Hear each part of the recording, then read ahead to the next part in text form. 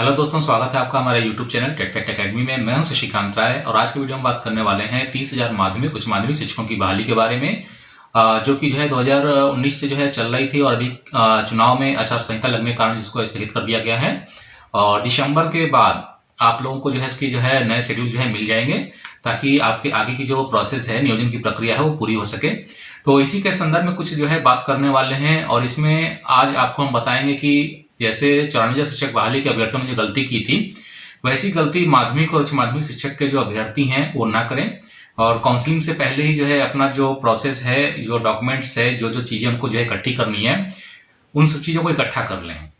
क्योंकि ऐसी बहुत सारी चीज़ें होती हैं जो कि वेबसाइट से मिसिंग हो जाती हैं। जी हाँ, काउंसलिंग के समय आपको ऐसी बहुत सारी चीज़ें मिलेंगी जो काउंसलिंग के समय जो है वेबसाइट से जो है हटा ली जाती हैं, जिसके चलते आपको सही तरीके से इन्फॉर्मेशन नहीं मिल पाती है। तो इसी इन्फॉर्मेशन के बारे में आज बात करेंगे कि ऐसी कौन कौन सी चीज़ें हैं जिनको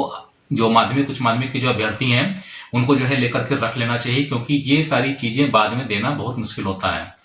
तो आइए शुरू करते हैं अपना आज का वीडियो शुरू करने से पहले जो भी माध्यमिक उच्च माध्यमिक शिक्षक अभ्यर्थी जो हमारे चैनल पर नए हैं, हमारे चैनल को सब्सक्राइब कर लीजिएगा, क्योंकि लगातार आपको इस पर अपडेट्स भी मिलेंगे और कुछ कट ऑफ्स के बारे में भी आपको जो है हम बताएंगे और ये भी बताएंगे कि जो है काउंसलिंग कराने के लिए आपको क्या करना होगा, किन किन बातों का ध्यान रखना होगा, ये सारी चीज़ें बताएंगे और उसी की जो है पहली कड़ी आपके सामने लेकर के आए हैं। और जिसमें हम बात करेंगे कि सबसे पहले तो आपको ये देखना है कि जो औपबंधिक मेधा सूची अभी तक जो वेबसाइट पे अपलोड की गई है माध्यमिक उच्च माध्यमिक शिक्षकों अभ्यर्थियों के लिए, आपको क्या करना है कि आपका जिस पेज पे आपका क्रमांक दिया हुआ है, ठीक है, उसको आपको प्रिंट आउट लेकर रख लेना है, ठीक है। और यही नहीं करना है, आपको जो शुरू के जो 2 पन्ने हैं, 2 पन्ने क्या, आप कम से कम ये मान के चलिए कि शुरू के 100 क्रमांक तक का प्रिंट आउट आप लीजिए और उसके बाद जो आपका जिस पेज पे नाम है उसका भी प्रिंट आउट लीजिए। ये बहुत जरूरी है। जी हाँ, काउंसलिंग के समय अगर आपके पास ये डिटेल्स नहीं है, यानी कि आपके पास मेरिट लिस्ट नहीं है, तो आपको ये डिटेल्स नहीं मिल पाएगी। देखिए, औपबंधिक मेधा सूची का भी प्रिंट आउट लेना बहुत जरूरी है। बस शुरू के 100 क्रमांक तक लीजिए और जहां पर आपका नाम आता है जिस पेज पे, एक उसका प्रिंट आउट लेकर रख लीजिए। देखिए, 94 शिक्षक बहाली में क्या होता है, थोड़ा सा कंपेयर करके देख लेते हैं। 94 शिक्षक बहाली में यही हुआ था कि जब अभ्यर्थी जो है काउंसलिंग कराना शुरू किए तो उनके पास ना तो मेरिट लिस्ट का पता था और ना ही सीट का पता था। ऐसा इसलिए हुआ था क्योंकि वेबसाइट से औपबंधिक मेधा सूची हटा दी गई थी और फाइनल मेरिट लिस्ट भी सही से अपलोड नहीं की गई थी। वो भी जो है काउंसलिंग के समय ही अपलोड की जाती थी 1-2 दिन पहले,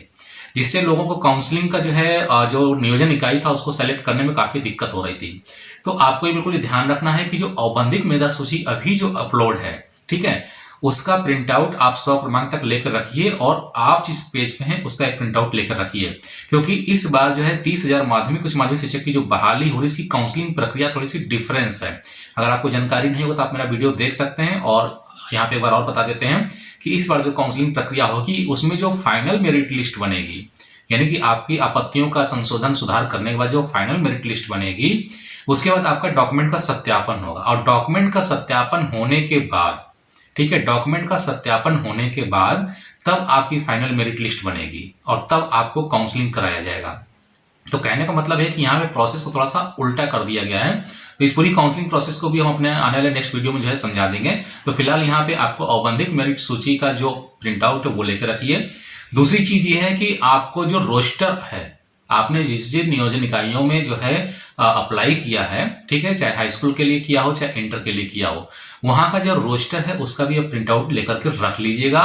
क्योंकि अगर रोस्टर का प्रिंट आउट यानी सीटों की संख्या आपको जानकारी नहीं है तो आपको काउंसलिंग में कहां पर जो है जाना है, किस नियोजन इकाई में काउंसलिंग करानी है, आपको बहुत दिक्कत होगी। तो आप अपना रोस्टर की सीटों की संख्या का प्रिंट आउट भी निकाल कर रख लीजिए, क्योंकि ये भी काउंसलिंग के समय वेबसाइट से हटा दिए जाते हैं, ठीक है। ये सारा खेल जो है नियोजन इकाइयां करती हैं भ्रष्टाचार करने के लिए, तो आप उससे पहले इन चीजों का प्रिंट आउट लेकर रखिए। तो ये 2 चीजें बहुत जरूरी हैं, औपबंधिक मेधा सूची का प्रिंट आउट और आपका जो है रोस्टर का प्रिंट आउट।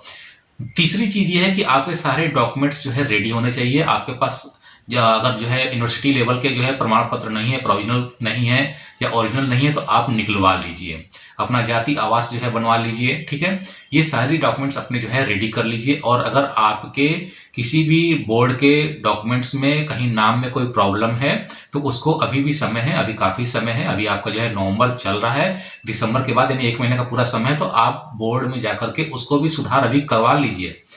आप वहां पे जो अप्लाई करेंगे, सुधार करेंगे, तो आपको एक रसीद मिल जाएगी कि हाँ आपने सुधार के लिए आवेदन दिया है, वो रसीद आप रखे रहिए, ठीक है। चौथी चीज ये है कि आपने अगर अपने आपत्तियों के सुधार के लिए आवेदन किया था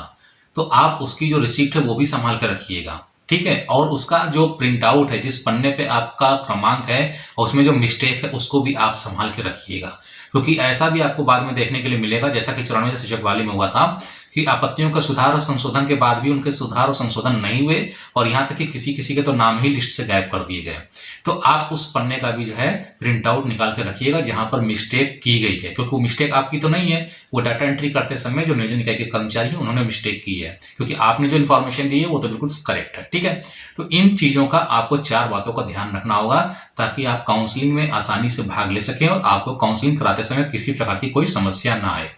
अगर काउंसलिंग कराते समय आपके पास औपबंधिक मेधा सूची और रोस्टर या सीटों की संख्या नहीं है तो आप कतई काउंसलिंग कराने योग्य नहीं है, यानी कि आपको ये पता ही नहीं चलेगा कि आपको कहां पर जाना चाहिए। ये बिल्कुल कंफर्म है कि काउंसलिंग के समय रोस्टर और औपबंधिक मेधा सूची या फाइनल मेरिट लिस्ट बिल्कुल गायब कर दी जाएगी, ये बिल्कुल कंफर्म है ताकि वो लोग भ्रष्टाचार कर सकें। तो उम्मीद है कि वीडियो आपको समझ में आया होगा कि आपको काउंसलिंग से पहले क्या तैयारी करनी है। तो जो भी शिक्षक अभ्यर्थियों को वीडियो पसंद आया तो वीडियो को लाइक करिएगा, शेयर करिएगा, चैनल को सब्सक्राइब करना ना भूलिएगा। तो जल्दी मिलते हैं अपने नए वीडियो के साथ में, तब तक के लिए इजाजत दीजिए, धन्यवाद।